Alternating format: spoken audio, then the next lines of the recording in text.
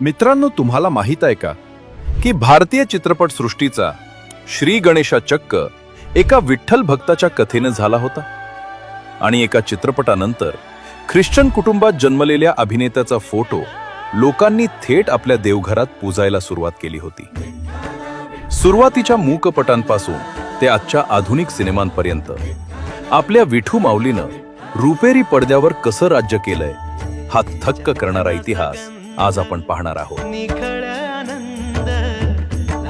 18 मे 1912 रोजी दादासाहेब तोरणे यांनी श्री पुंडलिक हा पहिला मूकपट प्रदर्शित करून मराठी आणि भारतीय चित्रपट सृष्टीची सुरुवात केली।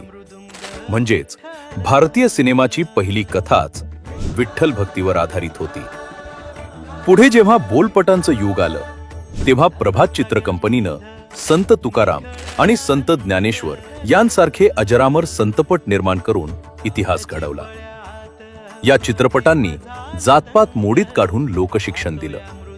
या काळात प्रेक्षकांनी कलाकारांना चक्क देवत्व बहाल केलं होतं। अहमदनगरच्या ख्रिश्चन कुटुंबात जन्मलेल्या शाहू मोडक यांनी जेव्हा संत ज्ञानेश्वर चित्रपटात माऊलींची भूमिका केली तेव्हा लाखो लोकांनी त्यांचे फोटो आपल्या देवघरात ठेवून त्यांची पूजा सुरू केली। विष्णुपंत पागनीस यांनी संत तुकाराम चित्रपटात अशी भूमिका केली की ते सार्वजनिक ठिकाणी गेल्यावर भाविक त्यांच्या पाया पडत असत। अभिनेत्री जयश्री गडकर यांच्या सात्विक अभिनयामुळे लोकांनी त्यांना देवतेचे रूप मानलं।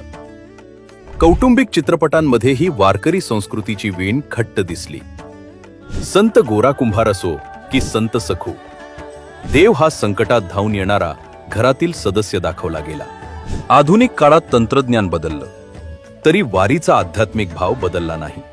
विठ्ठल विठ्ठल या चित्रपटानं मानवी नातेसंबंध आणि आत्मशोधाचा प्रवास मांडून 4 राज्य पुरस्कार मिळवले। वारीचे चित्रीकरण करायला गेलेल्या एका अहंकारी आधुनिक दिग्दर्शकाचा वारीतील जनसागर पाहून कसा कायापालट होतो याचं अप्रतिम चित्रण असलेला गजर हा चित्रपट 2011 साली प्रदर्शित झाला। पंढरपूरच्या वारीच्या पार्श्वभूमीवर लहान मुलांच्या निरागसतेतून प्रामाणिकपणा आणि कौटुंबिक जबाबदारीचं मूल्य शिक्षण देणारी कथा 2014 साली आलेल्या एलिझाबेथ एकादशीतून मोठ्या पडद्यावर दिसली। तर विठ्ठल माझा सोबती हा चित्रपट आजच्या गतिमान युगातील संघर्षात विठ्ठल कसा आपला पाठीराखा आहे हा विश्वास दृढ करतो। थोडक्यात सांगायचं तर सुरुवातीच्या श्री पुंडलिक पासून ते आजच्या आधुनिक चित्रपटांपर्यंत संत साहित्यातली समता, मानवता आणि असीम भक्तीचा प्रवाह रुपेरी पडद्यावर अविरतपणे वाहत राहिला आहे। हा सांस्कृतिक आणि आध्यात्मिक वारसा हीच मराठी चित्रपट सृष्टीची खरी श्रीमंती आहे। तुम्हाला यातला कोणता चित्रपट सर्वात जास्त आवडतो आम्हाला कमेंट करून नक्की सांगा। हा व्हिडिओ जास्तीत जास्त शेअर करा आणि आपल्या गौरवशाली संस्कृतीच्या अशाच रंजक माहितीसाठी आत्ताच फॉलो करा।